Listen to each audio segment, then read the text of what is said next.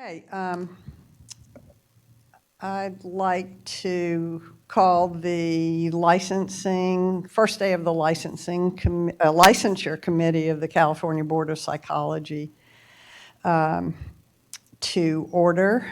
It is Thursday, September 12th, 2019. We're meeting in Sacramento, California, and this first day is a stakeholders meeting to talk about supervision. To inform some videos that the California Board is going to make, training videos the California Board is going to make.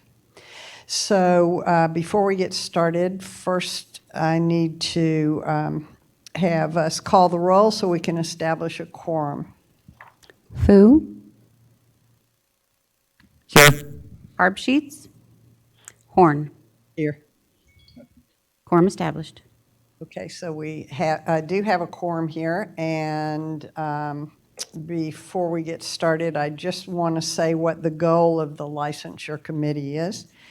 The goal of this committee is to create and maintain a clear and efficient framework for licensure, examination processes, and continuing professional development through the board's statutes and regulations to ensure licensees meet the qualifications necessary to practice safely and ethically. The committee communicates relevant information to its affected stakeholders, and so again, that's one reason why we're meeting today. Before I turn this over to the members of SOLID who are going to conduct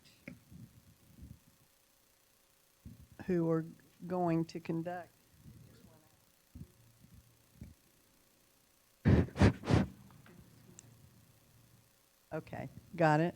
All right. Who are going to conduct today's meeting. I do want to ask if there are any public comments for items that aren't on the agenda. We can't really discuss or take action on these issues raised, but we can decide whether to place the issue on a future agenda. So is there any public comment before we get started? Okay, well then, I'd like to thank the members of SOLID who are here today. They're going to conduct a workshop kind of thing for us. So we've sent out to our stakeholders asking for input that they had on supervision. SOLID has collated those and come up with some general information, and they're going to lead us through for the rest of the day about information that we might want on these videos for supervisors. So I'd like to introduce you and thank you, Tricia St. Clair, Suzanne Mays, and Sarah Irani. Thanks very much for being here, and I'm going to turn the day over to you. All right, thank you and good morning. So as you know, I am Tricia St. Clair and Suzanne Mays has been introduced. Our role today as facilitators is we are a neutral party, so we are not representing anyone. We are here to provide structure. We will be documenting your input and providing the Board of Psychology with a summary of your input from today. And we are not the expert. We are relying on you, the participants, to provide information. So our purpose for today is to solicit public input on survey questions, record that input, and then we also will be reviewing the survey results as well. So going into this is one of the first questions we had on our survey. Considering pertinent laws and regulations regarding supervision and/or supervised professional experience, what areas do you find the most confusing?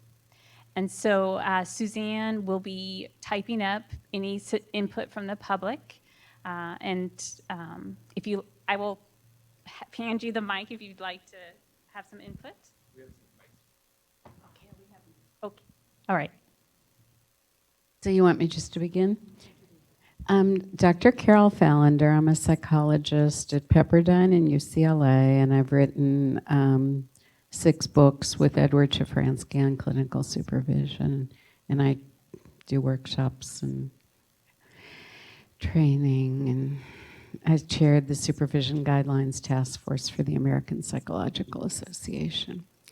So in my discussion with professionals with Division II of the California Psych Association and in trainings I've conducted across the state, including one with all of Southern California counties very recently, the major consensus is that there's no clarity like the older ones. Remember, there used to be clear grids on the website that had clarity of exactly what the regulations were and weren't ones that you fill in yourself, but had actual clarity about what was required, what the variants were, and what you actually had to do, translating the huge regulation book into usually about 3 pages. And actually I have some samples, some of which are still on the board website, but are not inconsistent and not necessarily accurate. Maybe 10 years ago, they used to be highly accurate and updated every time there was a regulation change, so people knew they could rely upon it, and when they had a question, they could just go to that. So that's number 1. Right, and as you were talking, Suzanne was typing up what you were saying, so if you can just verify that we captured your input accurately. I would say updated as they were in the past, or as they used to be in the past. Yeah. Okay. Mm-hmm.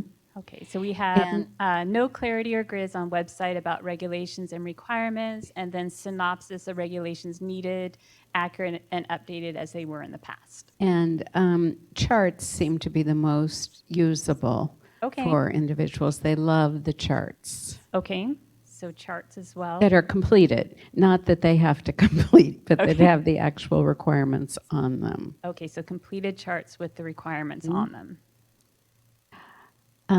Besides that, it's critical that the charts reference the various statuses. So intern, psychological assistant, registered psychologists, that each of those be specifically demarcated and that all the regulations as they correctly exist now be laid out. So have the charts for the different statuses. That's correct. Okay. But be sure you include all the statuses. Okay. Mm-hmm. There was one more. Let me think. I'm sorry.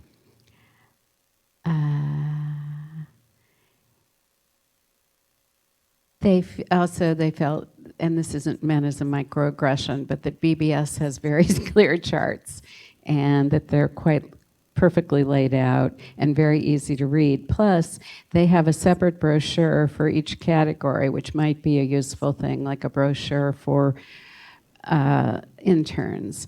There's a lot of lack of clarity for interns who get an internship in another state and want to come back and practice in California.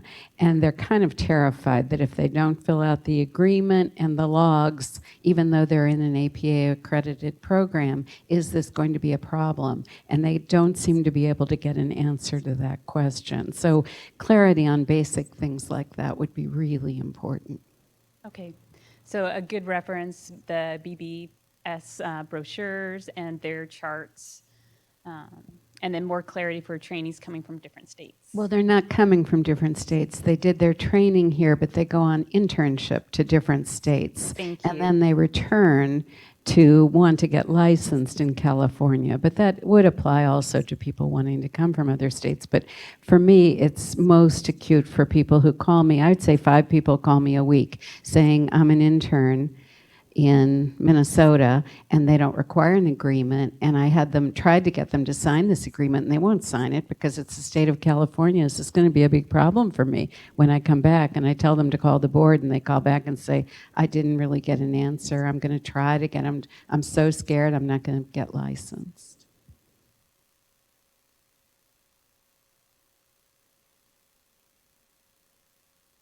So did we capture that, the lack of clarity for trainees doing internships in different states and returning? Well, what the requirements are, what forms Okay. and what logs and things like that have to be completed for licensure. Okay.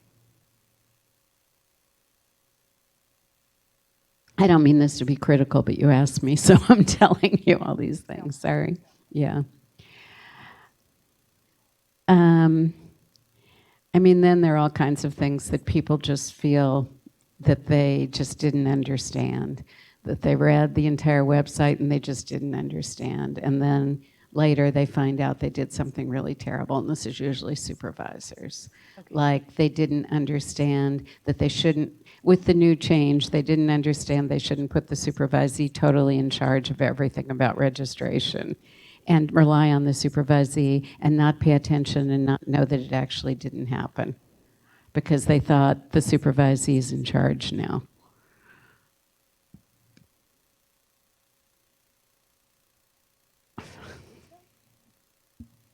All right, then also there's a lot of lack of clarity about registration during postdoctoral experience.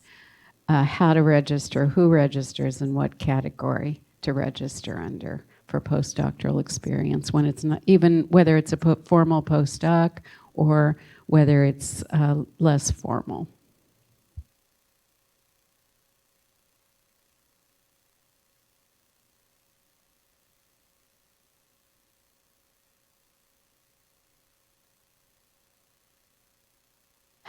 It's the status they're to register under and what type of registration and how to do it and what the requirements are once they register. Is it the same as the supervision agreement, even though that seems to be more specific to internship and maybe not applicable totally, things like that.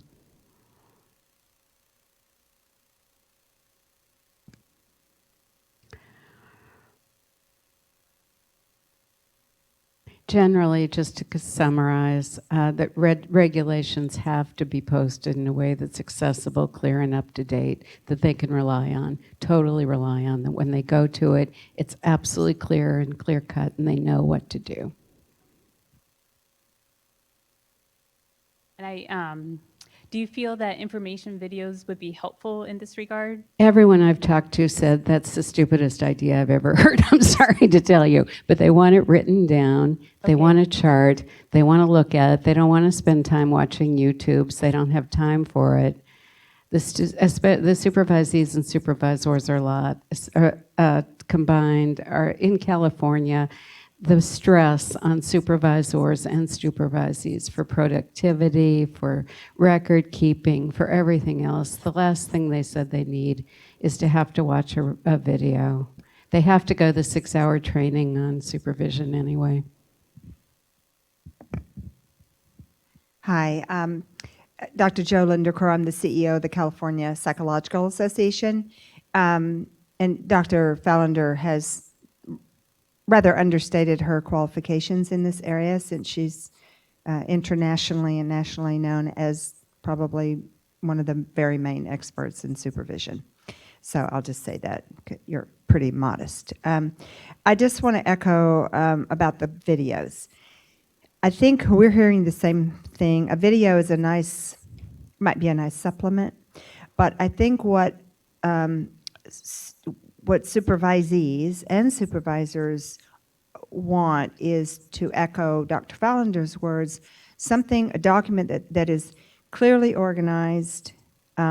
We have, CPA has offered the idea of frequently asked questions and have been assured that that's what the board plans to do.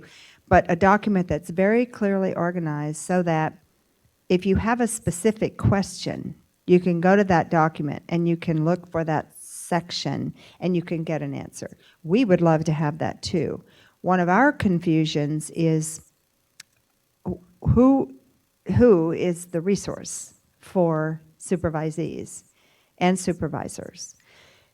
We find that what happens, I mean, you heard Dr. Fallender say she gets 5 calls a week. We probably get similar kind of calls. Our experience is sometimes that when the individual calls the board staff, they are referred to us, or they're referred to somebody, or to Carol Fallender.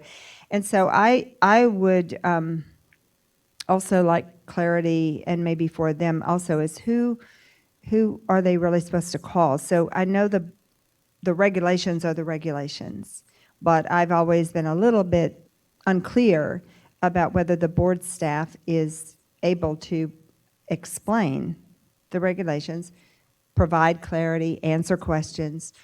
We seem to get a lot of referrals to our organization when really it's a licensing issue. And we want to be sure that we're giving the right information. So we end up calling or contacting someone that we know at the staff level to be sure that the information that we're going to give them is absolutely accurate. It's too important an issue to have a wrong answer. It can cost somebody their entire supervised hours if it's the wrong answer. But I think the video is a nice idea, but it really, in our opinion, should never substitute for very clear written document about all of these regulations. This is like one of the major times in a student's career, and everything is writing on it. Because they lose all these hours. I mean, some of them cannot afford to start over, literally, and so they're done. Most of them cannot afford to start over.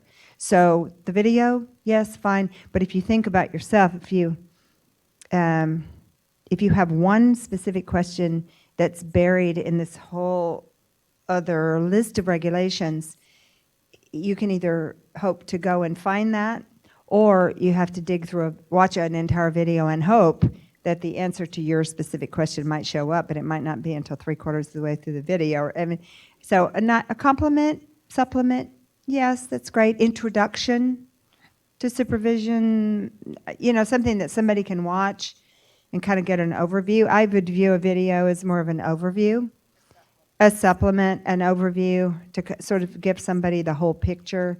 But then when it comes down to, like this question, I am an intern in a different state. My California requirements are that I have to get the supervisory agreement signed before I start. I'm talking to these people, they're reluctant to do it. What do I do now? So I mean, whose job is that to answer that question? I'm not sure. It belongs to the board staff to try to sort this out for this person, or to us. But I think just, those are the things that people ask. It's not the simple stuff. It's like, I'm in this situation, and I don't quite know what to do. I'm sorry. Yeah. One more thing. This form, this checklist, they really find the most confusing thing in the world, which is on the website, because it's not clear what it means. Like, does it mean this is true? Does it mean it's not true? What's to check? What is, So I would say 20 people, when I asked for this input, brought me these. I didn't bring all of them, but a number of people brought me this. They said, this is just, you have to get rid of this. This just is meaningless. So is that checklist, does it have a certain name, or there's, It's called the Supervision Checklist. okay, the supervision checklist needs to be clarified, redone? Okay.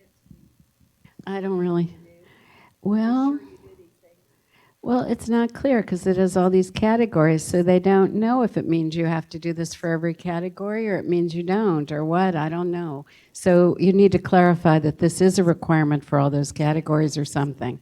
I don't know. Whatever. All right, so Well, I don't want to, I just want to say something. I'm hearing y'all really loudly and clearly, and I think this is really helpful. I'm not sure if the instructions might be unclear there, because the instructions state what to do with those boxes and how the grid is set up. But it might be that those are unclear, because people, I think, often are anxious or emotional when they're reading through this stuff, and so they may not be, it may not be clear enough that, in that way. Okay. Required, like psych assistant, 1, 2,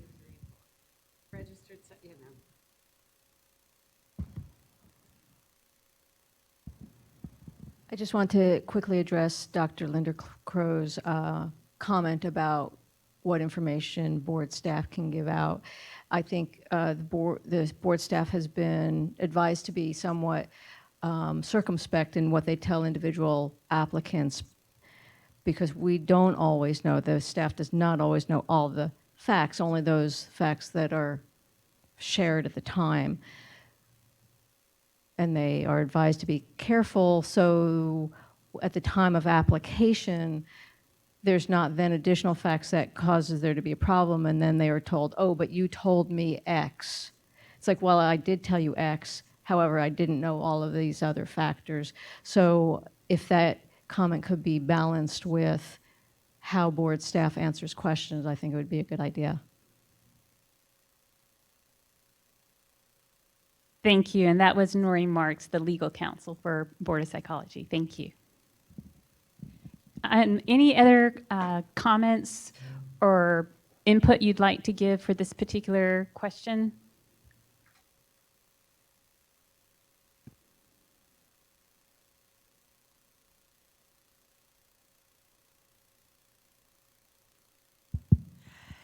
So this may not be on point for this particular meeting, but just reflecting on what Ms. Marks just said.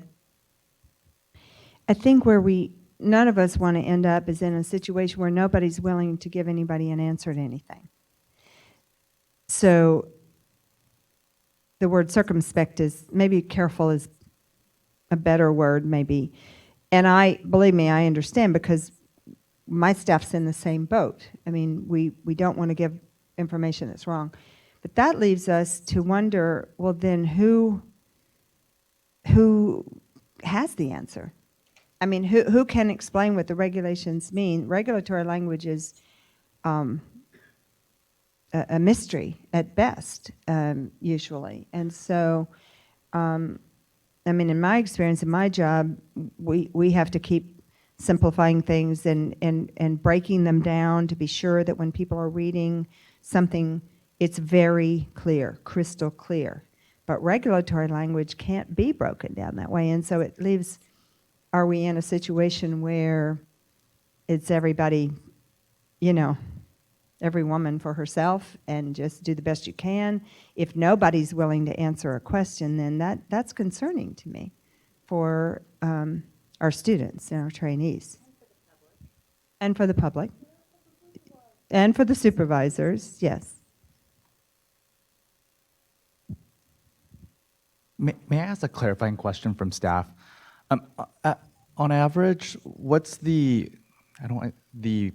success rate for clearing the supervision review? So for example, when you're reviewing applications and looking at whether or not an applicant has successfully completed their requirements for supervision, what's the fail rate? Is it 25%, 50%, 75%? Just to contextualize the discussion, what's the passage rate or fail rate, depending on how you see the class? I don't think it's a huge problem. I think what happens is when the supervisor is unsure, then the problematic rate is higher. But most of the things that we have seen, at least like brought to my attention, that they are very minimal. So they just need some clarification. It's not like that, oh, every application that we received has problems on it. So I think that would give you contextual idea regarding how big of a problem it is. And I don't have the benefit of the charts you provide us during the board meetings, but if you have that information available, how many applications did we just get in the last month or the last? Oh, the workload report Yeah. that you're referring to? For last month, I think I want to say about almost 200, I think. That's just like the month, and then not counting like whatever's being left over or being worked on. So 200 is like a liberal number, is around that. Sure, we won't hold you to them because I'm asking for statistics on the spot. That's very helpful. Thank you.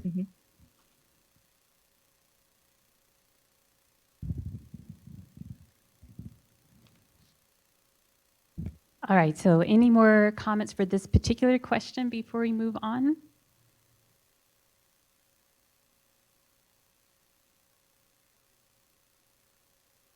My concern is that it may not be a huge number. It may be 10%, it might be 5%, who knows? But the anxiety of the larger group is much higher than is reflected in this, because many people just sort of give up and decide, you know, I can't figure this out, I'm just going to go ahead and hope for the best. And I've spent so many hours trying to find out. Supervisors and supervisees alike, I just can't, I don't know what to do. I'll document everyone I consulted with, I'll keep that record, and that's the best I can do. And then, happily, it works out. But there's a lot of anxiety, tension, supervisors who actually can't sleep because they're worried about it because they're not sure.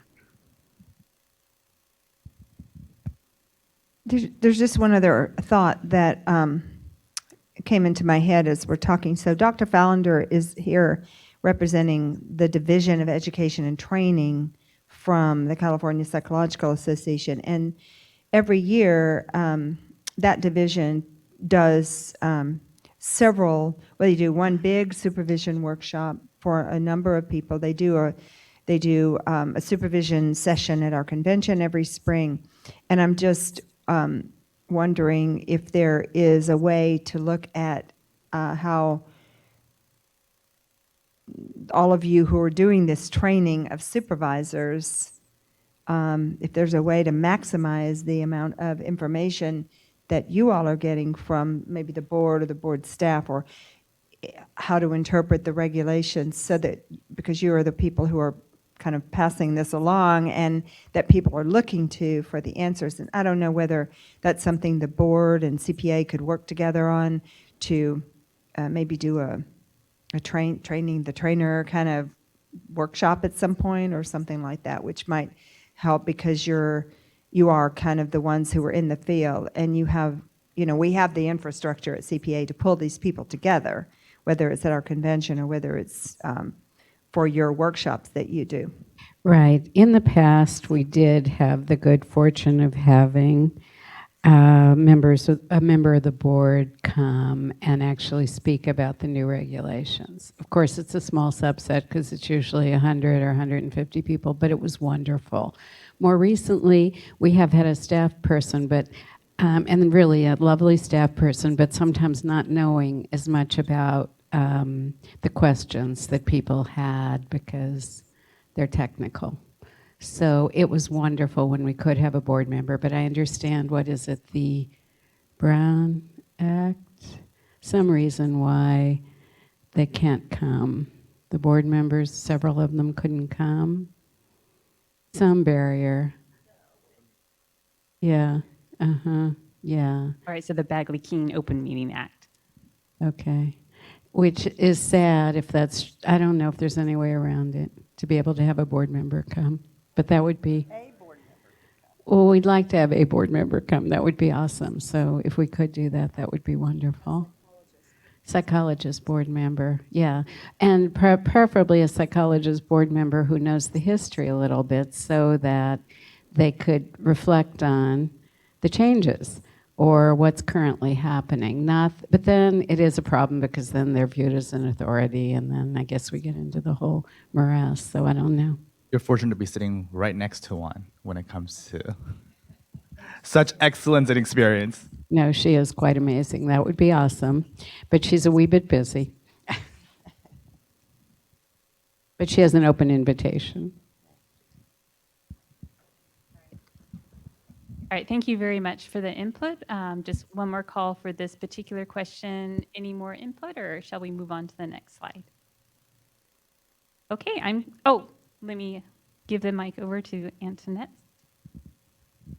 Antoinette Sorg with the Board of Psychology. Just really quickly, given the tenor of the question here, I just want to also put into context that over the last few years, the board and board staff has done kind of a complete overhaul of our statutes and regulations, and painstakingly has gone line for line, and Dr. Horn has start to finish been a part of that review. Some of these areas, at least as far as the language goes, we hope to have not solved, but our hope was that we clarify the language to make it more clear for applicants, for supervisors, what we need and the documentation required. Some of it's going to require some tweaking, and I think what I'm hearing from you, Dr. Fallender, is it would be helpful, and we've talked about having our forms incorporated by reference so that we can very clearly specify what information we need, and that's kind of what we are referring to as Pathways Part 2, because we don't want to interrupt the progress we're making on the Part 1, which is kind of at least clarifying the language and what we need and what we require. So hopefully, through the statutory and regulatory changes with the pathways to licensure, this will solve some of the concerns and issues we're talking about here. But we still, obviously, from the discussion today, there's work we can do to make things more clear for the law as it stands now, if that makes sense. I'll just add one thing to that. That's great to know, and also just for your notes and for the general information. So Dr. Elizabeth Winkleman, who is the Director of Professional Affairs at CPA, sent Ms. Chung a long list of ideas for frequently asked questions, and that list reflects the kinds of questions that we get and that Dr. Winkleman responds to kind of on a daily basis. So just as reference, that has been offered by CPA, and Ms. Chung has that list.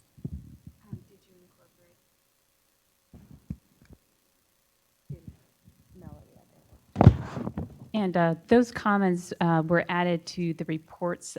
They're on some of the tables. We have handouts of the survey results. Those comments that the chair received are also included at the back of that report that are on the table. So thank you for all the input. I am now passing the mic over to Suzanne Mays, and she will continue on.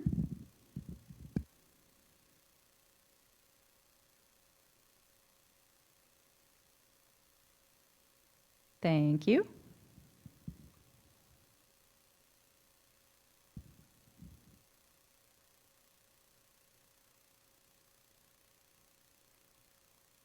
Okay, so our next question is referring to the best practices supervised professional experience document on the board's website. And we are seeking input about any information that you would want to add or change to that document. I see a nod. I'm not trying to be negative. I'm just trying to be helpful. It's been compiled. If you're talking about the one that says Rod Goodyear, Carol Fallender, that one, and Mary Nelson. It's quite old. It's about, I would say, 20 years old. And the world has changed quite a bit. The supervision world has really changed dramatically since then. So my suggestion would be it has to be dramatically updated with the best practices guidelines from the American Psychological Association, which are critical, and supplemented with the guidelines from the Association of State and Provincial Psychology Boards, which focus more on regulation. So between the two of them, you could have a very nice 1 or 1.5 page document that would summarize the state of the field now. What that is, I was reviewing it actually on the plane this morning. It's something that really was from a long time ago in terms of the current research, but the research on clinical supervision and the best practices work has evolved clearly dramatically since then, so needs to be the current status. Thank you for that. I just want to make sure we get the second reference. We got the American Psychological Association. What is Best? It's called Best. It's called guideline. The first one is called Guidelines for Clinical Super. I know, but I want to have both be correct. Guidelines for Clinical Supervision in Health Service Psychology is the first one, and the second one is, Jackie, the Supervision Guidelines of the for. Let's see. You want the exact name? I just had it open a little while ago. I'm sorry. Here it is. Maybe. No. Okay. One of us will find it quickly. Here it is. The Supervision Guidelines for Education and Training Leading to Licensure as a Health Service Provider. And it's 2015.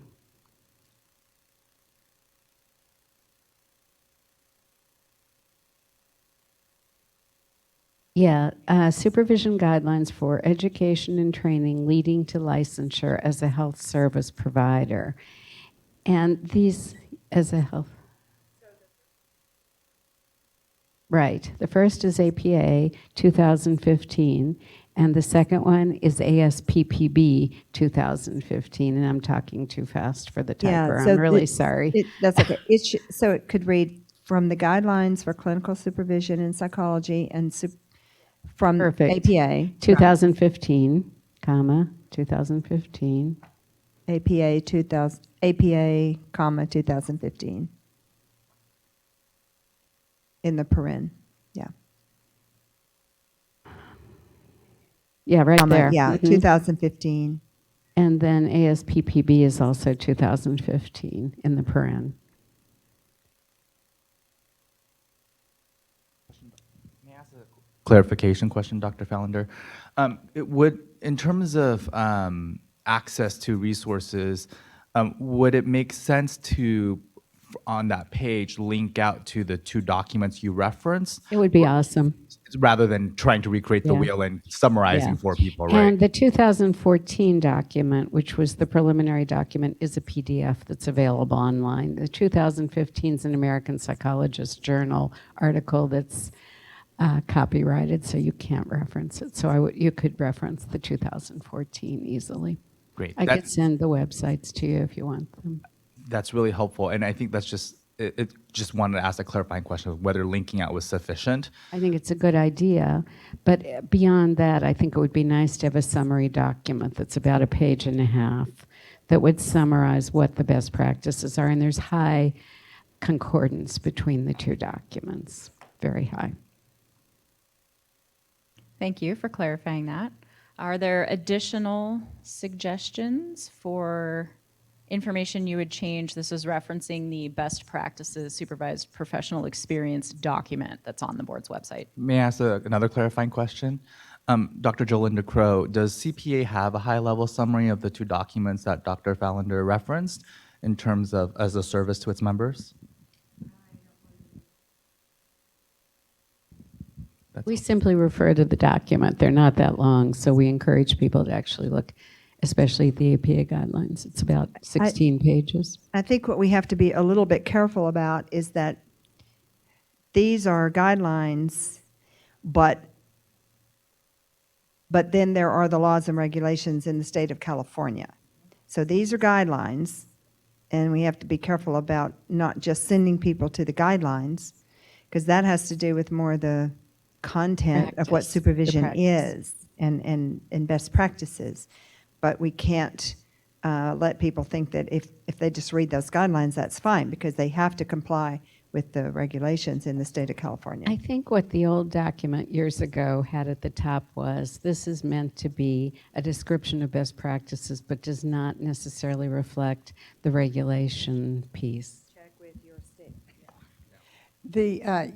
Yeah, actually, I was involved in those original best practices. And the reason those were asked for is very similar to what's going on now. There was a lot of confusion about how, what supervisors should do, what they and could do, and what was not such a good idea and all like that. And part of it was because the regulations were changing at the time, and categories of how people could be in a supervisee capacity were changing. And so that's why we reached out to you and Rod and basically asked them to let us know, at that time. So that's what, so this would be essentially the same kind of thing, just like, hey, just kind of look at that. But just through a different lens. Thank you for that. Before we move on to additional input, did the synopsis capture the important points of this discussion?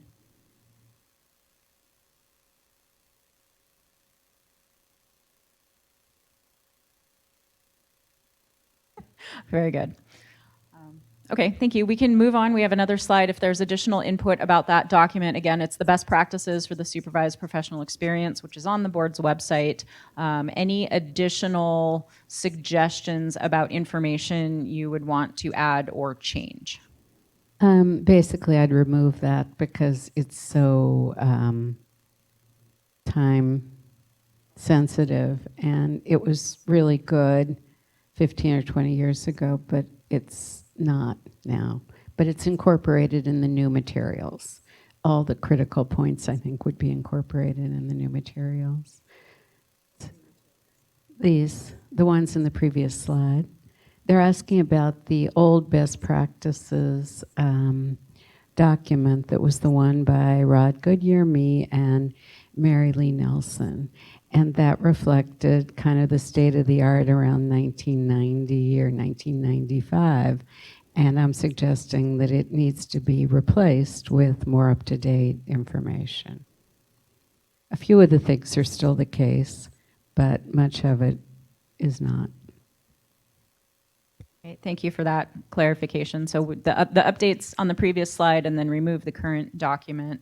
Are there any additional suggestions for the best practices for the supervised professional experience? What will be posted on the website?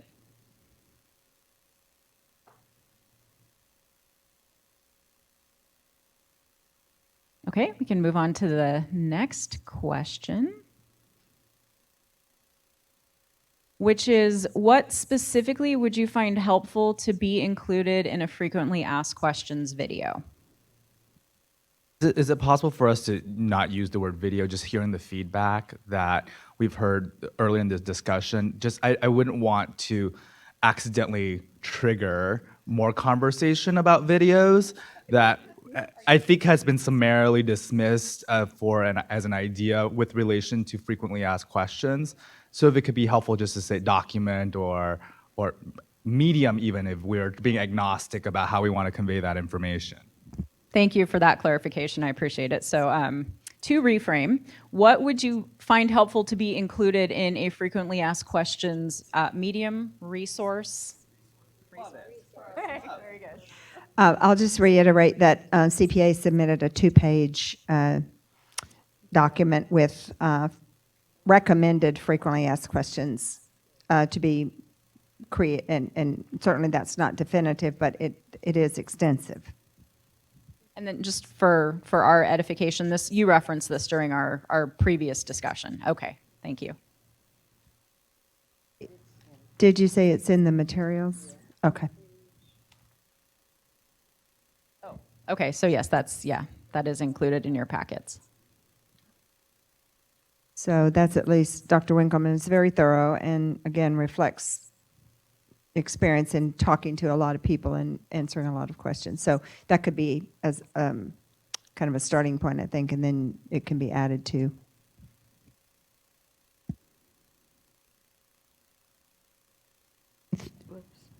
I would add also I think these are wonderful, but I think also it would be good to add more of the regulatory questions, or you want to separate regulation from this? Let's see. Oh, it's longer. Forms, paperwork, how to.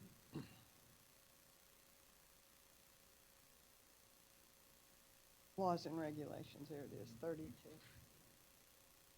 Yeah.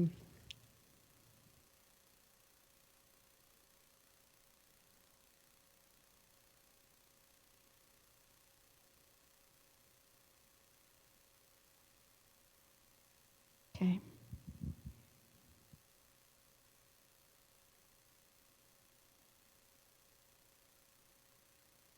So update information about regulations in addition to some of the other material that would go in there. Is that accurate? Yes. Okay, great. Any other suggestions for information that would be included in a frequently asked questions resource?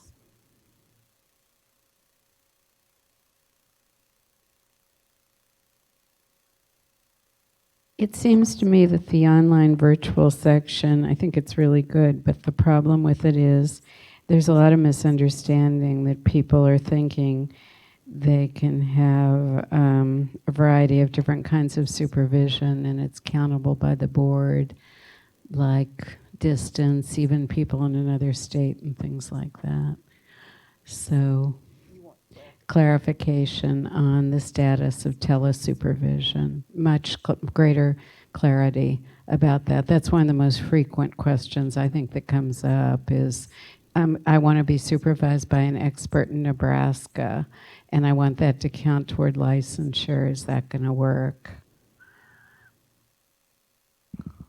I think something to add perhaps in addition to what Dr. Winkleman submitted is a very clear question about what if a person is experiencing sexual harassment in their workplace, and just being mindful of the recent public comments we've had in the licensure committee and the travails that person had to go through, being that question being explicit as a FAQ.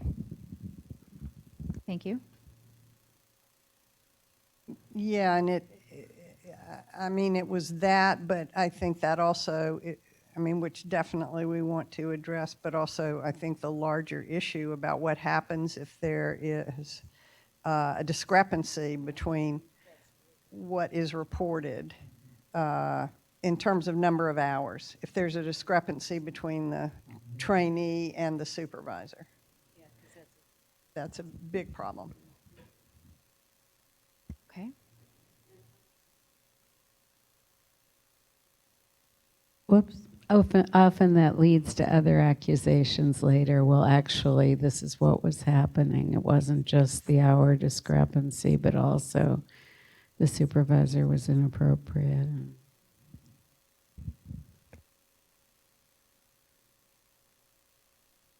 So I'm just curious, is there an answer to that question about what happens?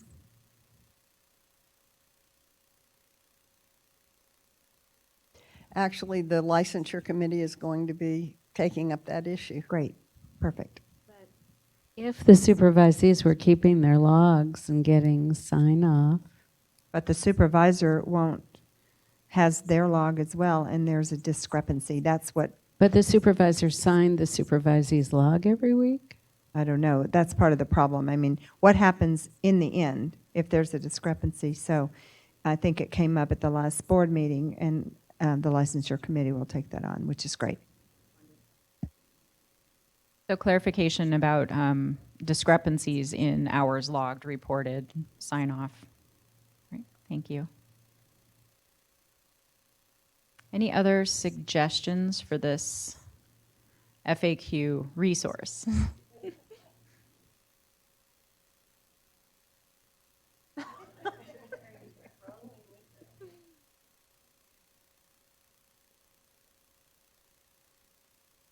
Okay. Okay, that's our final question. I'm going to turn it back over to Tricia. Oh, she has survey results. Right, so the Board of Psychology, working with Solid, sent out a survey at the end of August seeking input from stakeholders about what to include in a resource regarding laws and regulations, best practices, and FAQs. The survey was just open a little over a week, and over 300 people responded, which is phenomenal. Most of the people that responded were supervisors. The majority of the respondents either supervise or are supervised in a private practice. And the documents on the table is a summary of the survey results, so you can look through that. In regards to the first question we discussed, considering pertinent laws and regulations regarding supervision, what areas do you find most confusing? This is the majority responses. They had questions about the type or amount of supervision, documentation or paperwork. So what documentation do you need to provide, how to fill out the paperwork, laws and regulations, how to track hours, what count as hours, requirements. So those were the top responses to that question. Can I ask a question? When you say the majority were in private practice, do you have are you saying 55% or, 90% or? I do have that percentage. I don't have it with me, but I'd be happy to send that to you. Okay, Yes, great, thanks. thank you. It's important to know who, where the questions are coming from. Sure. Because a lot of questions do come from the training community, more formal training, and I don't know how many more formal training community people responded, so I haven't heard anything about it, so I don't know. That's a worry. It's still okay. Yeah, first 55% it would be good. If it's 98%, yeah, if it's 98%, no. Yeah, if it's 98%, then we have to think about sampling error, but. All right. So the next question, after consulting with the best practices, supervised professional experience, is there any information you would want to add or change? The majority of responses requested more details, real-life examples. They wanted clarification, and they wanted more information on the different roles of supervisors. And then the last question about what would people find helpful in a FAQs resource. They wanted supervisor guidance, and by that, how to be a supervisor, how to go about that. Tracking of hours, again, what count as hours, how to track them properly, help with forms and paperwork and what documentation is provided, more information about laws and regulations, and they also had questions about conflict management. For example, what if there's a personality difference between the trainee and supervisor? What if the trainee is failing? That type of question. Any responses or anything you'd like to add?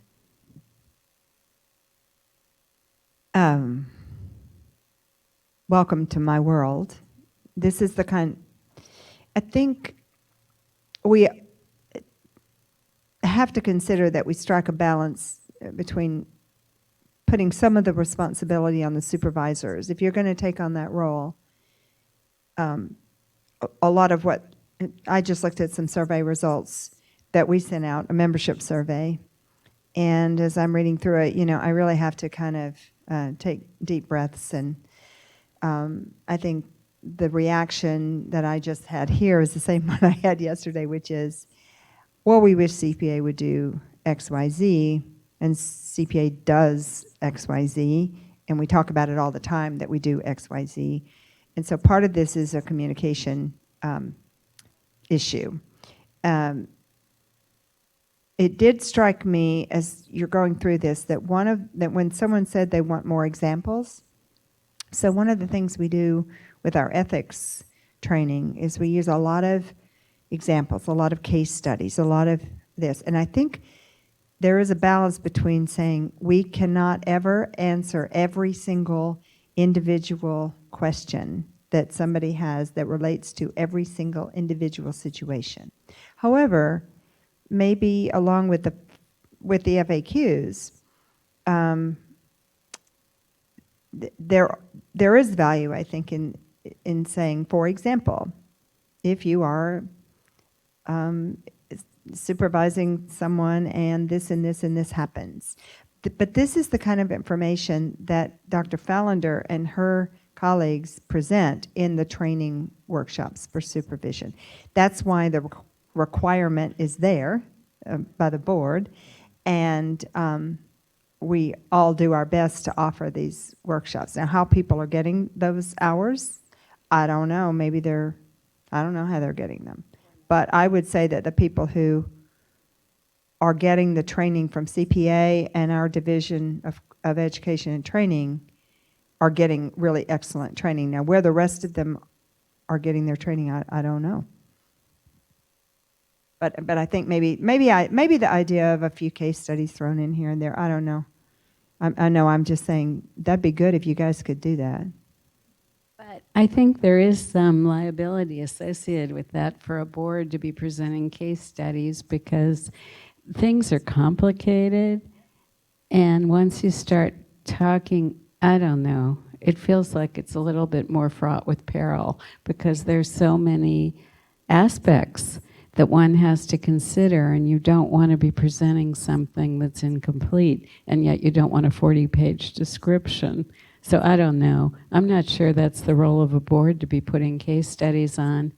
I don't think so. I don't think so. But that's up to you and your legal counsel. I don't know. But I don't feel very comfortable about that.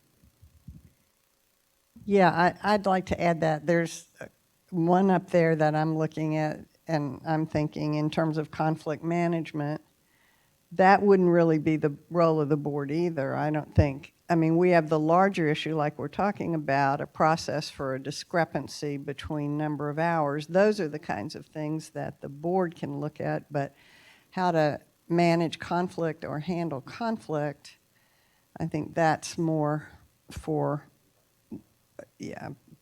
professional consultation with CPA or education, or your supervision workshops or things like that. So maybe a little bit of it too. And I know another stakeholder meeting we did, there was a lot of confusion between what the board does and what the California Psych Association does, and not knowing that there was actually a difference between the two.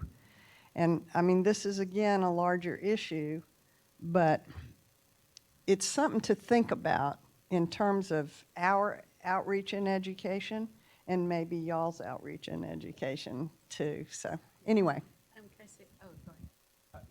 My question is really, those numbers, are they recorded incidents or recorded responses, or are they percentages of responses? Thank you for asking that question. So I forgot to clarify that the number in parentheses, it's not a percentage, it's the literal number of responses that fell into that category. So out of 330 responses, Correct. 30 individuals, so we're talking about like a little bit less than 10%. Right.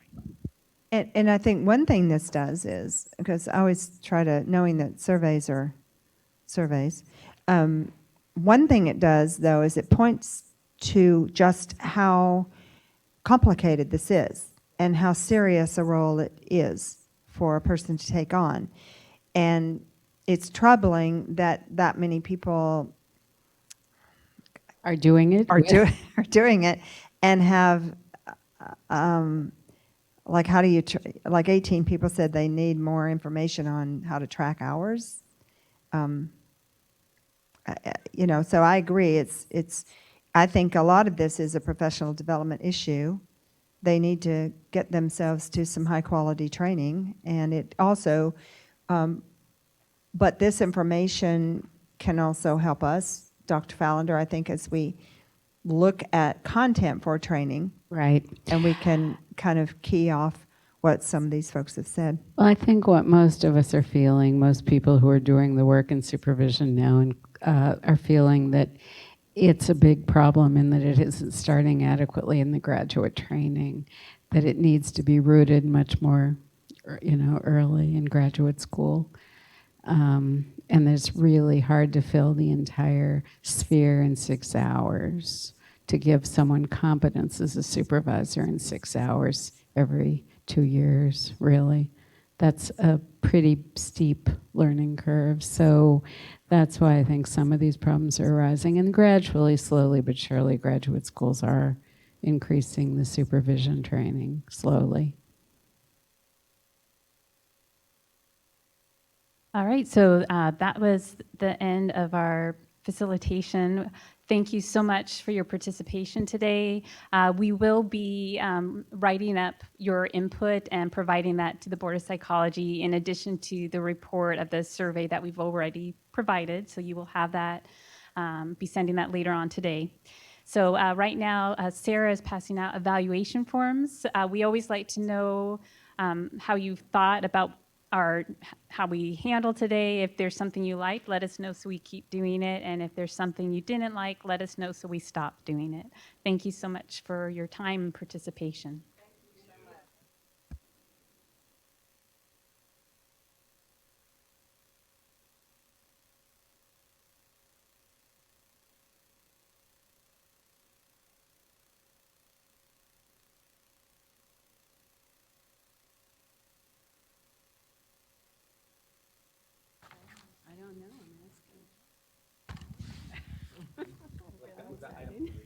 Was that essentially item 3? Yeah.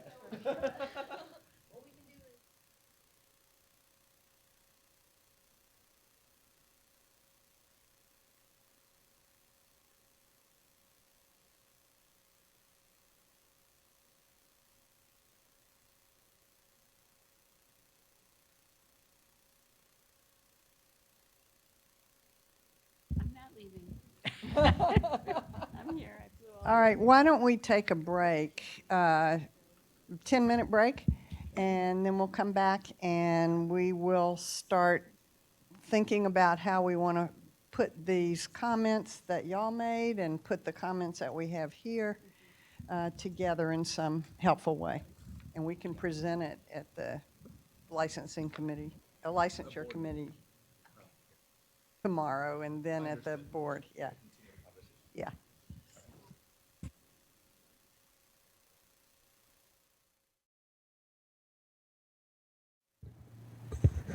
All right, we're back in session after our break, and what we are going to do now is open a discussion about how best to present this information, the information we got. We have how big is this? About a 40-page report that we received from Solid with actual quotes from stakeholders who responded to the survey. It's divided up in some nice sections so we can understand what were the most important topics, I think, on each of under each of the questions. But I think we want to consider what's the best way to now present this information and be helpful to supervisors. I want to say again that Solid will be sending the information about the percentages of supervisors who were in private practice versus in, I'm going to say, more structured educational settings. So we'll be getting that. That will be helpful just in terms of understanding, understanding who's responding to this and how that might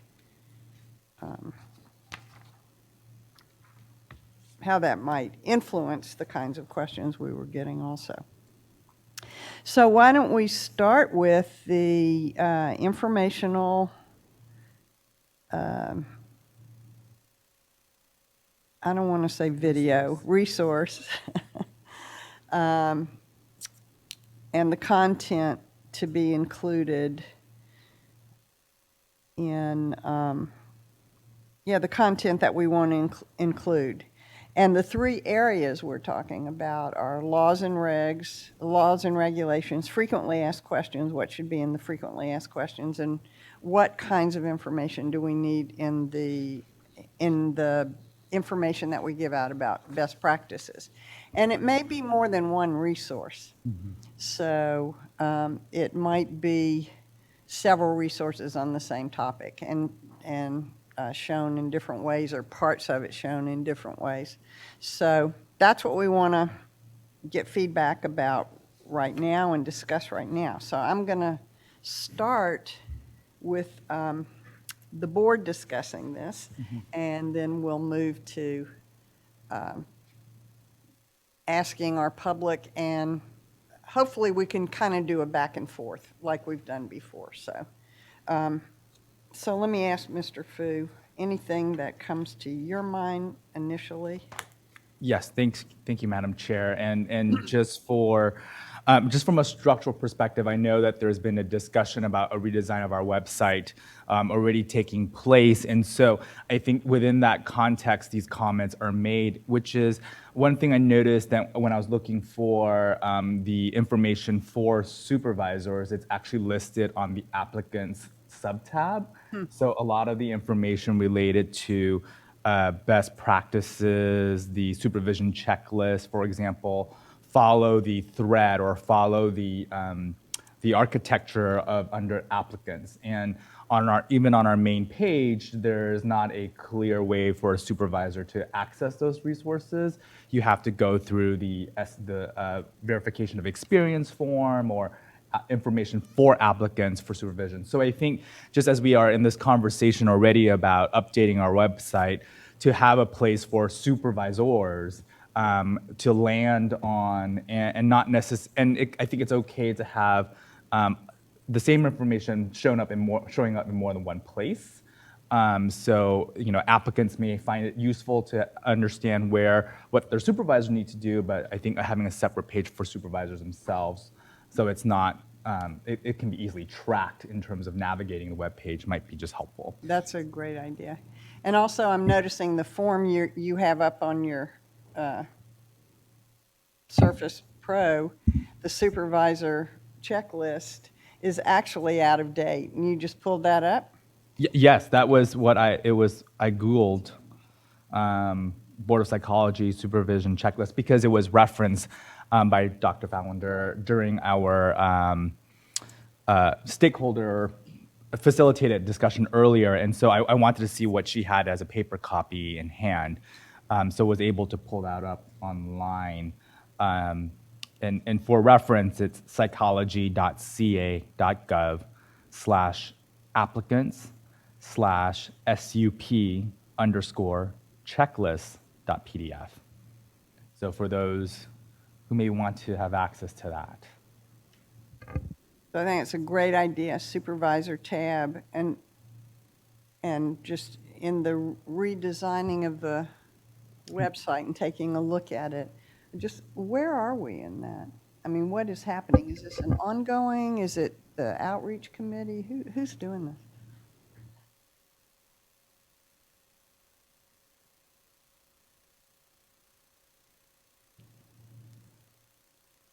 You just push the gray button. So regarding that, we have been updating. We have a website task force for the board. So staff management, we participated regularly to update information on the website, and then we are gonna be have an ongoing effort in updating information as they change through our different unit meetings, so that all staff are involved, and then we all know that what we're gonna change, what is necessary to be changed and updated. So that's the plan that we have. So where are you in that plan? It's ongoing. So we see something that, hey, this is outdated. Like, for example, like references to CPSE exam, and then we still find them in some little different spots. And as we see them, then we'll submit request changes to get those information removed or updated accordingly. Okay. And are you also redesigning the web page or the website? Based on the feedback that we got from our focus groups. The goal is to, over the next calendar year, kind of reorganize. I don't want to say redesign because I think that might be an overpromise. But I think based on our feedback that we got, there are some structural and organizational changes that we need to make it more user-friendly for applicants and supervisors. And yeah. Okay, so that's really what I meant when I asked. Oh, yeah, yeah. Redesign. Okay, thank you. Really quick, I also want to mention this, especially because you guys are going to be talking about medium and how we communicate some of these things. I love charts. I think visuals are fantastic.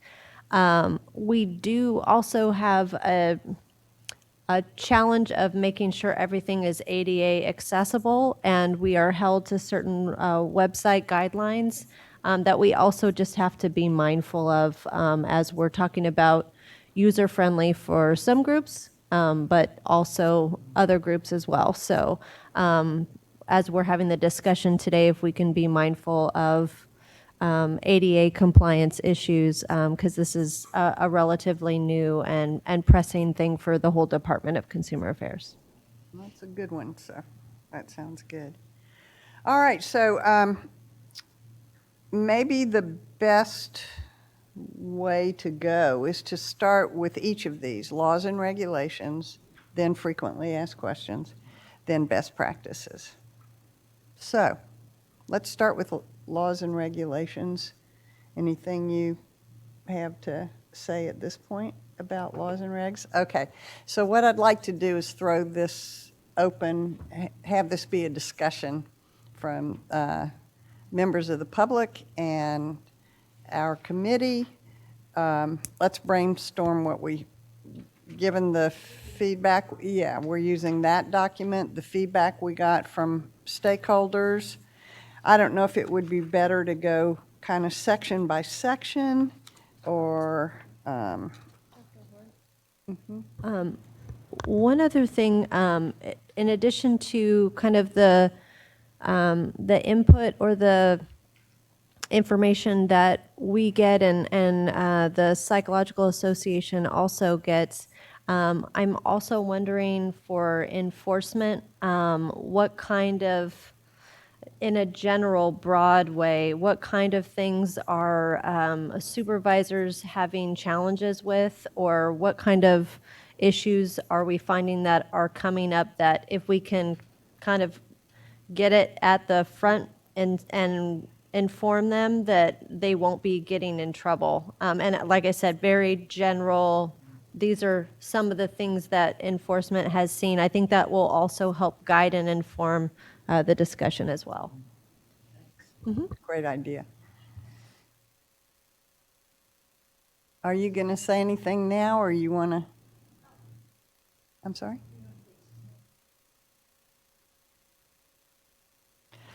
I was in the agenda on item number 4A.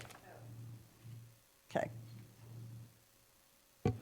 So I think what the enforcement staff is seeing, and we don't get a lot of these cases referred over to the enforcement unit, but we're seeing a discrepancy in hours, the supervisee not realizing that they're not going to be improved until the very end. So those are the type of cases that we are typically investigating. The supervisee not understanding what? I think not realizing that they're not going to be approved for all of their hours. So there seems to be a discrepancy there until the whole thing is done. Correct. And then if there's a discrepancy, it's at the end of the... At the very end, they'll file the complaint with the board, and then we are having to contact the supervisor for an explanation. Great. Thank you.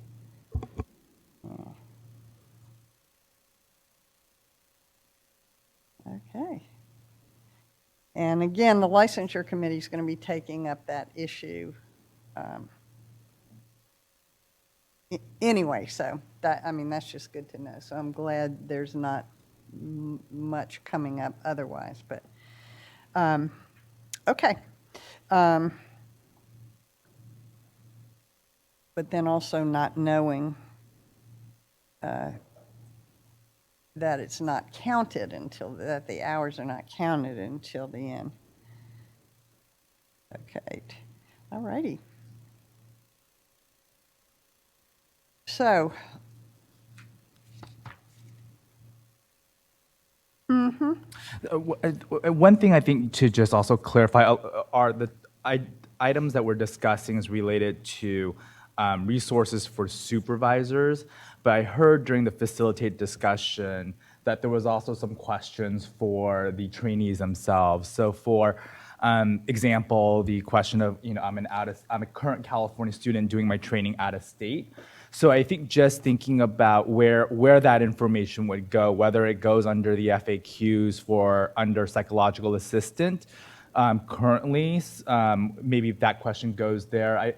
I think holding them as separate categories is really important, and that during our discussion we don't accidentally conflate what the purpose of the FAQs are for and for whom, because a lot of even though the agendized item is for supervisors, a lot of the questions or some of the suggestions during facilitated discussion were frankly for the psychological assistant or for the student, trainee, the trainee. whoever's being Exactly. supervised. Yeah. So I think just holding that and clarifying that in our discussions here would be also really helpful for that purpose. That's a good point, and maybe what we ought to do is really think now about what do supervisors need. And then it might be a later meeting, I'm not sure, but right now it's what do supervisors need? So that's where I'd like us to think about, and that's what we have on the agenda, by the way, so let's do that. So, all right, so these are rather large areas given the ways, I think even that we asked the questions to begin with, right? But let me throw it open to, in terms of laws and regulations, what do people need? What's the best way to let them know? Keeping in mind that we are working through pathways to licensure, and so we've done a lot there. But let me throw that open and start with that. Mm-hmm. Yeah, there's a little button, gray button right at the very bottom of the stem there. See the gray button? Push it in and. Yes. Carol, turn it around. It's gray. It's green now. Okay, that's it. I think I got it. You got it. Now I forgot what I was going to say. So this is about laws and regs, Uh-huh. laws and regulations, and it's for supervisors. Right. So. Oh, I think first I was going to say about responsibility. I think you need a heading about responsibility, what the supervisor's responsibilities are to the supervisee, to the board, that kind of thing. Because I think increasingly people don't seem to realize as supervisors that they actually are responsible to the board. They're thinking like the supervisee is responsible to the board or something like that. So it's critical they understand they are responsible to the board and what that means and articulate the actual responsibilities. All right. Yeah, I think that's a great point. To make it clear that a supervisor has a relationship with the Board of Psychology in that role. Mm-hmm. And that it's not just that they've agreed to, oh, sure, I'll supervise you, so you can get your hours, but that means something larger than that. I also just wanted to. Can I just interrupt you 1 second? Yeah. Are we taking notes, somebody taking notes on these suggestions? Because I'm writing them out longhand. Is anybody doing it? Are any of y'all doing it? Okay, thanks. Okay, sorry. The other thing, and I guess probably what Carol and I probably hear is, and my staff hears, is more of the practical nature of the relationship.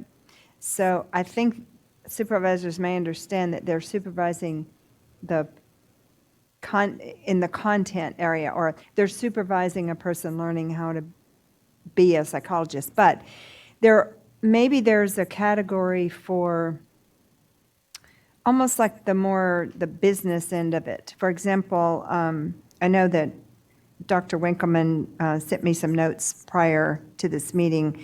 For example, other areas of confusion have to do with, can you delegate someone else to take on your role if you're on vacation or Sick.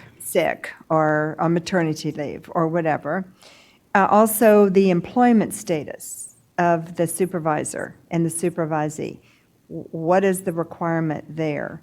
For example, do you both have to be W-2 employees, or do you not? And so there are these And we saw, a number of people had. sort of talked about- practical questions about almost like the more logistical the more logistical questions that people have, rather than, are they capable of supervising somebody to do for licensure? Yes. Yeah.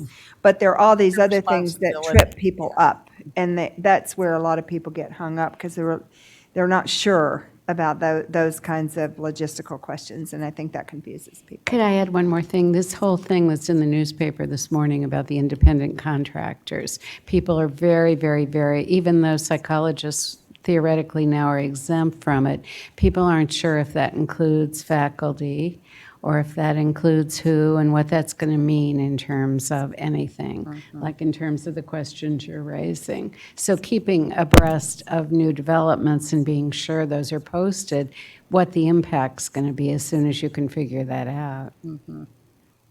Well, again, we have to talk about what the role of the Board of Psychology is and what the role of their attorney is, because those questions are very complicated. If you're a licensed psychologist, under the category of the Business and Professions Code, thanks to CPA's work, you are going to be exempt from this requirement. But I think it is difficult, but I think the board has to kind of, you would want to stay in your lane. You don't, I mean, Ms. Marks would want you to stay, not be Very giving much. advice on Legal whether matters. you're going to be taxed a certain way or whatever. So, but the more clarity there can be about, well, what do you do if you go, you've agreed to supervise somebody, now you've got to have surgery and you're going to be out for 6 weeks. Now what do? You don't want the supervisee to be penalized, but can you delegate that supervisory role to somebody in your absence, and how does that work? I think clarity on those kinds of, and when I said case studies before, I don't mean an elaborate case study, but that's a tiny case study, and. Yeah, like So what someone can- is out ill for Yeah. 3 months. Right. Can So what someone can you do? substitute? Well, and your point is just in that example, it's like we have delegated supervisors, but that's not what you're talking about. It's delegating for a period of time supervision. Delegating the primary Yeah, supervisor role, because that's a very confusing area for people. Right. Dr. Horn, just for, I love the questions about the practical nature, and it seems like that's where the energy is. I think you had called upon us to to look at the laws and regs first, and so I'm curious if our I don't want to say panelists, but it's ended up that way, and a panel of experts, if you will. That's kind of FAQs that we're talking about. Right, and so I would be curious if there are suggestions for the laws and regs portion, and if not, we then focus our energies in this practical aspect, which we are hearing great interest in. And I ask that question only because I think that's helpful for us to sort of pin where we should dedicate our resources to. Good idea, so.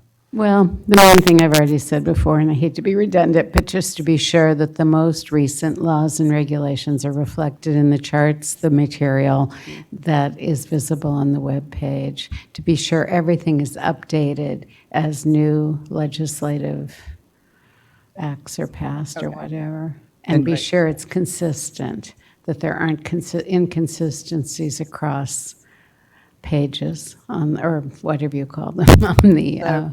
Yeah. I mean, and we need to think of this more broadly, like you were talking about, if there is, say, a change, or if the legislature acts in some way that impacts supervision, for example, then we need to be on it. That's in right. some kind of Well, to way. give you an example from another board, which might not be appropriate, but the BBS, for example, now has this 2020 deadline, 12/20/20, that anyone who's in one path toward licensure has to complete it by December 31st. I can't tell you how much confusion there is and how many people think they're going to be okay even if they don't complete it. They're going to be fine. They'll just switch over to the other path, whereas the website says pretty clearly that's not the case. So when these kinds of things happen, I think it is incumbent upon the board to have information that's very clear and easily accessible so that these kinds of misunderstandings don't happen and people don't lose years of their lives. Okay. Can I ask a clarification question to Dr. Fallender? You had mentioned the word chart several times in your comments. Could you clarify graphically what that chart would look like?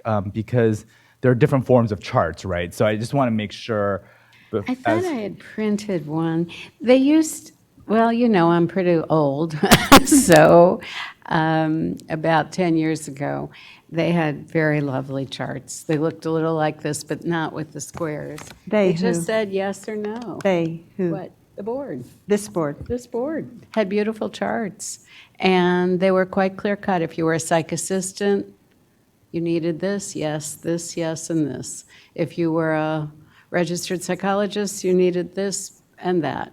If you were an intern in an APA accredited program, you didn't need these things. Just high clarity. And it doesn't have to be a chart, but there's something very, I understand easier to there might read. be an issue with visual impairment or with other kinds of things, but great clarity is very desirable, and ease. Millennials, not to typecast, but millennials like easy access. They don't want to have to delve through, all of us do, really. We don't want to delve through 100 pages to find the answer to a simple question. If I could just add something to that, and I think this is part of the discussion that all of us, and this is great to have this meeting. So we want to, at CPA, and I know that our Division of Education and Training, we want to also really communicate to students and to supervisors that it is their responsibility to know what the laws and regulations are related to supervision. This is not, they don't get to, and we tell them this all the time. I tell students, you don't get to not know what the regulations are related to getting licensed. Now, if you read the regulations and you don't understand the regulations, if you have questions, then they come to us, and then we want to be able, though, to refer them back to something from the Board of Psychology, which is the body that they are responsible to. So it's kind of a life cycle, because we want to be able to refer them back and say, you really have to be sure that you're checking with the board. You have to be sure that you understand what the regulations are. We can tell you some things.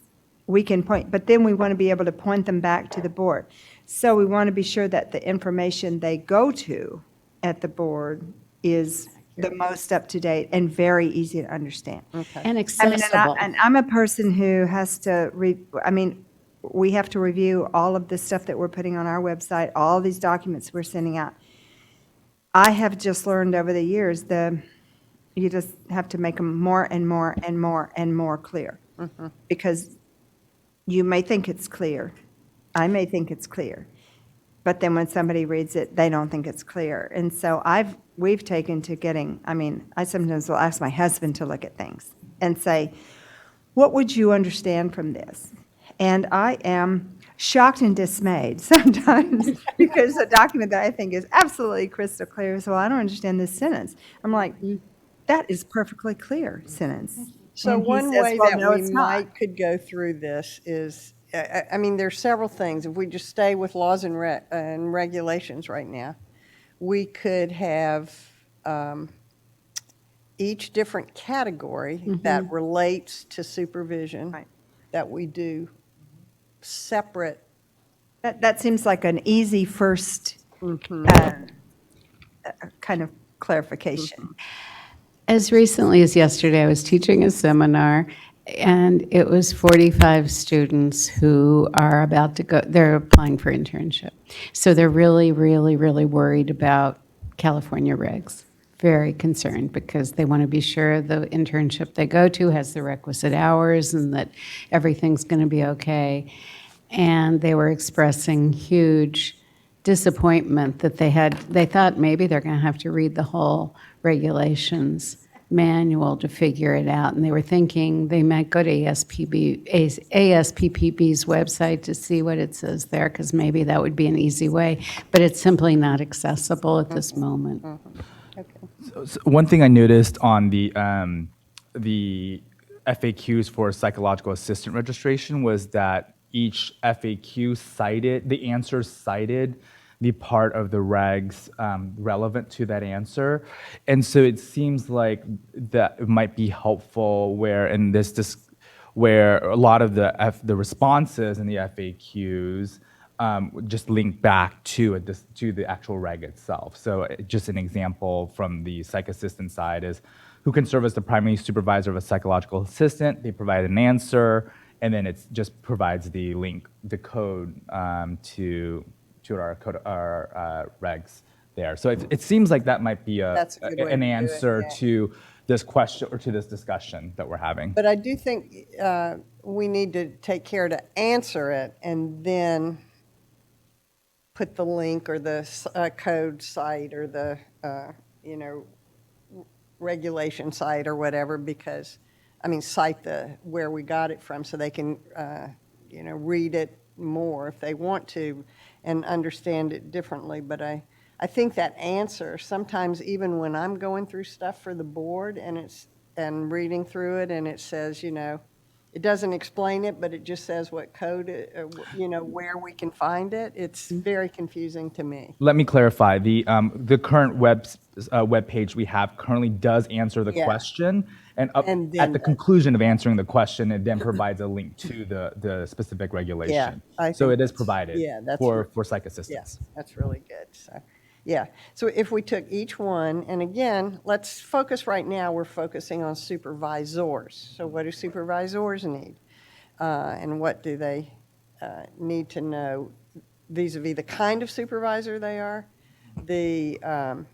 who they might be supervising, those kinds of things. The other thing is that there is confusion among supervisors about what supervision is, clearly from your surveys and also from my experience. So sometimes they say it's the same as mentoring, it's the same as consultation, it's the same as coaching, and they don't understand that that's not true. Right. So it's important somehow, I don't know if that's your job or not, I don't know whether it's your job to tell them that a supervisor is legally responsible. That's Well, I by think that's- definition. That's the board part. And I Yeah. think, again, I think there's that confusion between what the board looks at and what the board doesn't look at. Doesn't regulate, I want to say. And so it does sound like we have to make more clear what the responsibilities of a supervisor are. What's the relationship to the board, like y'all were saying earlier? What are the obligations to the trainee and to the board as a supervisor? And and obviously, these are things we just need to keep repeating and get And the out, so- primary supervisor thing too, that as a pri- oh, primary supervisor, absolutely. no, it's not okay to say that for 6 weeks, I'm not going to be seeing you. Right, No, right. it's not. And that's where, after answering Dr. Horn's questions, we can then link to 1387.1, 1387.2, and 1387.3. So, After which is, Yeah. and thankfully they're labeled qualifications and responsibilities of primary supervisor. So, fairly easy once we get there to do that. So, but I love that clarification with starting out is, what is a supervisor? And answering it's a responsibility that carries great weight when it comes to the relationship with the board. Right. I'm just going to say this. recently was talking to some people on other boards of psychology, and they said that if they get a complaint about somebody who is being supervised, they automatically look at the supervisor and kind of tie that together as they're taking a look at that. So I was like, oh my gosh, because, I mean, they are really letting the supervisor know in that behavior, you are responsible for what your trainee does or your supervisee does. So it's kind of interesting to hear about that. But anyway, okay. So it's a responsibility, and I think we haven't necessarily been clear about that. We've talked more about you have to supervise for this many hours, and you have to be competent in the area you're supervising and stuff like that. But I think and you can't have an extra relationship with the person, but I think these kinds of things about, and here's your responsibility. That extra relationship needs a little clarification, too. I know that's really a big issue, the multiple relationship piece. So I think as much clarity as is available in the regulations is important to restate. A quick question. Staff had provided us under item 4A the content areas for laws and regulations for informational resources. I'm curious. I mean, it does start out with the B&P code with the definition of practice of psychology and onward. I'm assuming that those would not necessarily be something you would want to see in a manual for supervisors or a FAQ for supervisors. Is the presumption? I ask that question because I think there's a need to balance giving too much information with giving relevant information. And so I'm assuming if you are a licensed psychologist and about to undertake a supervisor, you should know the definition and practice of psychology within our state. So is that a necessary component to include in our supervisorial document, like the B&P code to 2903? Right. I'm trying to Are sort you of. asking that question? Yes, and that's a question. I'm trying to filter what we actually do need to present because we do have about 4 pages worth of codes and regs.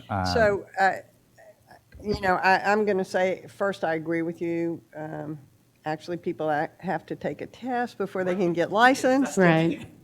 About these. Known as the EPPP. But Yeah. We may want to go through this while y'all are here and just kind of look at what the things are, and just in the kinds of feedback you're getting or questions you're getting, are these things that people need clarification on? Would that be helpful? So we go through the laws and regs. We've got them here in the, do y'all have access to our agenda books? Are they over there? No. In the back, Ms. Burns is. Thank you so much. Thank you, Ms. Young. It seems that much of what we've been talking about is really included in the supervisory trainings. I mean, Depends on the supervisory training. yeah. Right, I mean, I took a supervisory training, it's like, whoa. right, I mean, there's so much information. right. There's a lot. And that's the purpose of the training. Right. Theoretically, that But- is true. You're right about that, but I think if we learned anything, especially if we look at these 40 pages, it's like, It and didn't these are sink in. supervisors answering this question, these questions. It's like something isn't, they're either not retaining the information, or it needs to get out in a bunch of different ways. And again, if we have charts or checklists or that are easy to do, those are things that people can just go right Ready to, pull up. access. keep, People don't remember all that stuff, for one thing. First of all, people are on their cell phones, Right. getting emails and stuff during the training. Right. Second of all, there is a memory limitation. They don't Right. remember everything, and they hierarchically I remember organize. being overwhelmed. Well, that's with the other so thing, much overwhelmed. There's information. so much. There are like 100 factors why people don't know. So that's one way, and we do require that, and people have to get that every time. Yeah, every Every license renewal, period. if they're supervising. But we have to have other ways that people can keep that information, because What this is page? kind of disturbing, just to, I'm Oh, sorry. yeah, it's disturbing. What page did you tell us? This is item 4A. It's item 4A, and we have the content areas for, Yeah. it's Okay, attachment A. okay. So I'm looking at time here. It's 12:15. I don't know how people are feeling in terms of hunger or, I don't want us to get right in the middle of something and then break for lunch or whatever, So I want to see if now would be a good time to break for lunch and come back, or, what do you think? I defer to the will of the chair. Yeah, we defer. Does that work?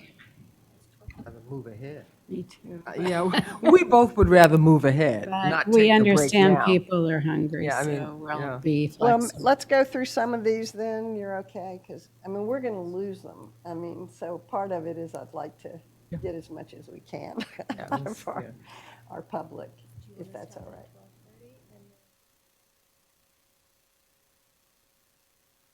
Okay, let's go 15 more minutes, Okay, then we'll okay, take a lunch break. okay. Okay, so if we go to attachment 4A, attachment A, under 4A,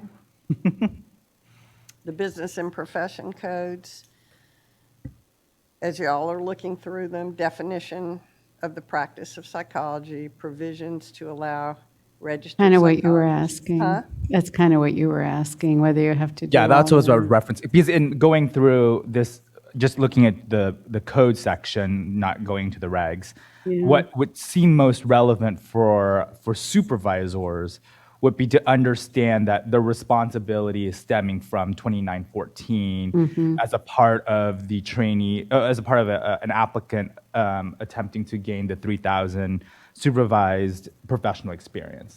So for me, that seems to be the most relevant code for supervisors in terms of within this context of what is your responsibility It's as the a most supervisor. relevant statute. Statute, I'm so sorry. that's Yes, okay. I apologize. Statute.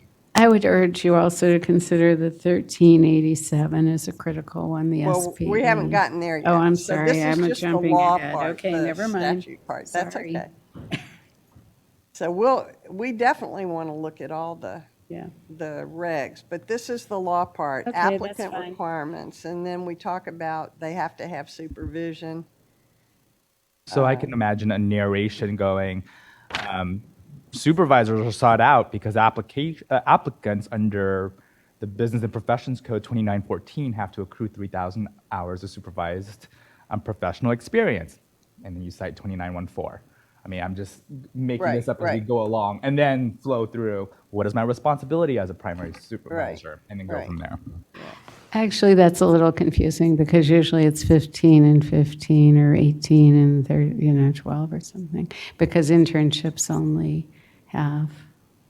Right. Again, this So is it's important for them not to get overwhelmed and say whatever. the hazards of trying to Well, write an FAQ from the dais. Let's in this not get case. caught up Right. in this. The We know how to weeds. write it. So, Yeah. okay, we know Weeds.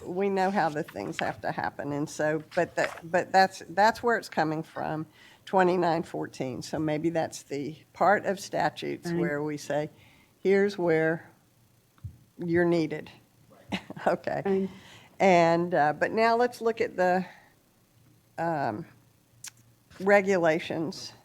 Dr. Horn, real quickly, staff pulled these statutes for us, and so I just want to make sure that we're not in our pursuit of distilling this information, we're not leaving anything behind that you wanted us to consider under the statutes. So that would be a question to Ms. Chung.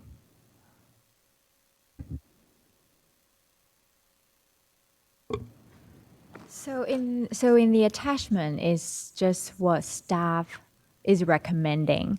So so that's something that we think that it might be important or valuable to the supervisor to know about those sections and what are they talking about within those sections and requirements.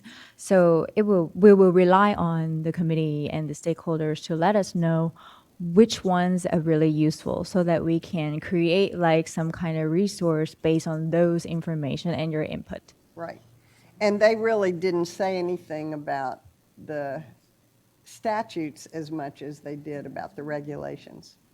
Mostly statute provides the authority and then the Exactly, which is regulations. 2914. Yes, so that would be part of the experience that you guys were discussing a little earlier. Right. Thank you. Okay. All right. So we're going to want to talk about that, you know, and just remind people, you know, to have to know what psychologists can do and all like that. But anyway, but let's look at the codes now. And So, Dr. Horn, just to clarify, so as we're talking about, now we've talked a lot about the FAQs, which I think is going to get to the heart of the biggest concerns that we heard from the stakeholders in the survey. But for the laws and regulations, we want to make sure that this is a helpful resource. So if you guys, and this may sound simple, but if you could just say yes or no to each of the statutory sections, I think that would be helpful for us moving forward. back to statute. Okay. So back to statutes and just a yes or no for each one. Which one would be helpful? 2903? No. No. Okay. 2909.5? No. 2910? No. There were. I mean, you couple of need to questions. know exempt settings, so There were probably. questions there from the stakeholders about Yeah, exempt people are settings. very confused about So exempt they are confused about settings. that, Yeah. and things are changing about that. So that'll be a Well, challenge, okay. Uh-huh. So, That's on the radar screen, yes. 2911 internships. Well, that one only about the question about if you go out of state, whether you have to do all the paperwork, and I don't think that's in there, that's later maybe. Well, Although I don't know if you it's know, I'm anywhere gonna, really. if people are at a formal internship out of state, they don't need to fill in the California. That's what I forms. thought. That's what I thought, but then they claim they called the board and they're told, well, you better be really careful to have everything filled out, so they become panicked. Well, then something was misunderstood. They maybe didn't I mean, it had understand they to were be in a an APA accredited miscommunication. program, Yeah. maybe. Okay, thank you. That's These very are for helpful. people who are getting, those forms are for people who are getting supervised in California. Am I correct? Yes. Thank you. Wonderful, that's Thanks. huge. Thank you so Okay. much. You're Awesome. Yeah, good idea. Okay, so 2911 we don't need. I mean, that just says, Mm-hmm, right, you know, who the internships are that we do. yeah. 2913, this is just the provision allowing psych assistants to practice. 2914, that's what says people need the supervised hours, so yes, that's a yes. And especially B. No. The B part, I think, is going to be critical on 2914, I'm sorry? B. Hold on just a second. What are y'all saying, please? I think my take on it is that 2913, especially because it's changed pretty drastically in the last couple of years, that it's where it explains that the psych assistant is now the registrant, and I think that might be. Does it do that in the statute? Statute? Oh, okay. Well, Oh, then we should okay. do that. Yeah. Say it again, I'm sorry, I didn't hear what you said because the microphone wasn't near your mouth. Say what the change was. I think I was just pointing out that 2913 has been amended fairly substantially in the last couple of years, and it would be helpful for applicants to see the language and know that they are the registrant, because that is not how it has been for a long time, where the supervisors were registering the psych assistants. Okay, Okay. so what we should do here, you. because again, this is for supervisors, so we want to let them know and what that means in terms of what they have to do or if they have to do, right? We want to do it from that perspective right now. I mean, Right. what they need to know. So we want to put that slant on it, you know. So for example, just to piggyback on what you said, Dr. Horn, the application is from the applicant for the registration to be a psych assistant, but the actual application itself, for example, needs to be filled out by both the supervisor and the applicant together, so Okay. that each one has a responsibility to sign off that they understand the requirements and what's they're supposed to do. So that would be an example of why. That's exactly. Thank you. Right, thanks and the for registration raising cannot that. issue without a primary supervisor. I'm sorry? The registration cannot issue without a primary supervisor. So that is a critical one, because that's really a source of huge confusion, that somehow supervisors think the supervisees are on their own just doing it. So that's good. Yeah. So that's a problem. Yeah. Okay, 2914, yes. And now we're in the regs.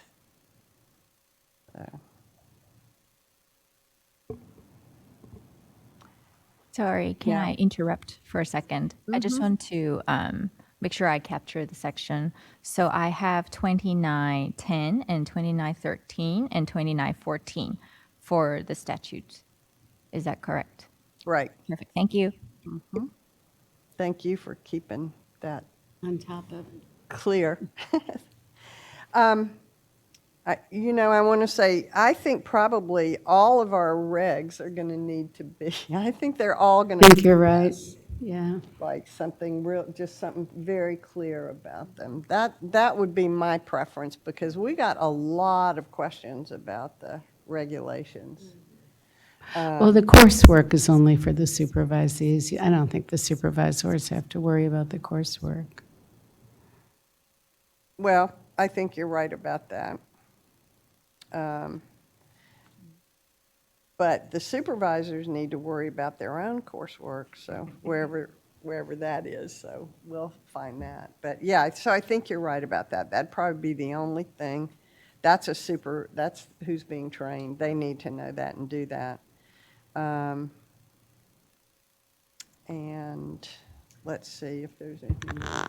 If I could just play devil's advocate, because there is an additional training requirement with the suicide prevention and assessment training. It just may be good to have an awareness that that change was made. A lot of the other ones have been around for many years, Yeah. so supervisors probably historically know those requirements, but that might not be a bad thing to just Yeah, have as a reference. good idea. Perfect, thank you.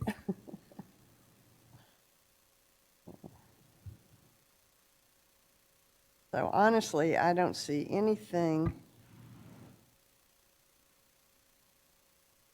well, Waiver. I'm assuming 13. waiver of Yeah, I was examination. thinking maybe waiver of examination, the supervisors don't really necessarily have to worry about, but whatever.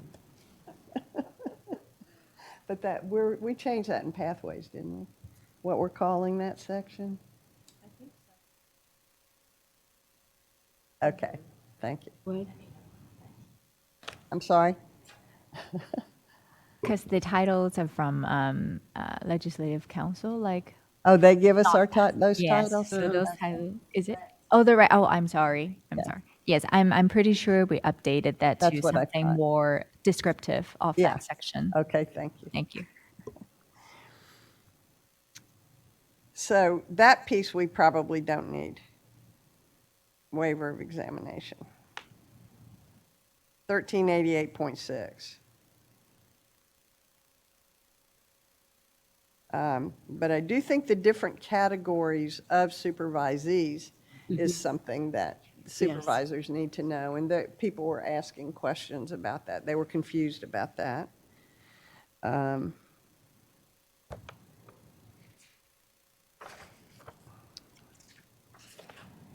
And we really, I mean, I think the withdrawal of applications is important. I think this 1391.1 is extremely important. We have a lot of still confusion about that. And 1391.5 is huge. Right, right. It is huge, and in some of the feedback we got from trainees, which was provided by Dr. Rodolfo. Oh, yeah. Yeah. That was their number one complaint, is that supervisors were not giving them the hours. That's correct, that they're yeah. supposed to have. And it's not just Dr. Rodolfo, that's a huge problem Yeah. in the state. Yeah. So I think. Yep. And then obviously 1391.6. Groundbreaking. Right. But I also think who needs to register with the board is important as well. So for our supervisor. So Welfare and Institutions Code. Okay? Yep. So that we want to provide. Now, what do we want to provide about those? Well, we have to think of different things we want to provide, right? Yeah. We want something easy to read about each section, a one-pager on each section, or, whatever, or one section. We may want things, a whole nother page on the different kinds of supervisees, on the kinds of settings, those kinds of things, right? Those are all part, they're in our laws and regs, and those, so I'm just trying to think of different ways that we can look at this and tease out. But we'll come up with that. We don't have to figure all of that out right now. I'm wondering if it would be helpful, and I'm curious at the two stakeholders we have today, if it would be helpful for each of the sections if we had somewhat of a summary of the section, and then if there was any kind of documentation or verification that was required by the supervisor and by the applicant for each section, so that we kind of organize it in a way Right. that is, understandable for everybody. Excellent idea. Superb. That's great. Yeah, yeah, that's great. Those kinds of things, how do we organize it? And so it's really the most helpful. Okay, so it's 12:32. We have finished the laws and regs. FAQs are next. We're going to take a lunch break. I'm staying. Oh, You great. convinced me, as long as I came. Well, you're making sense so far. So Probably far, you shouldn't can say tell that me when I'm right. not. All right, so we're going to take an hour. We'll be back at 1:30.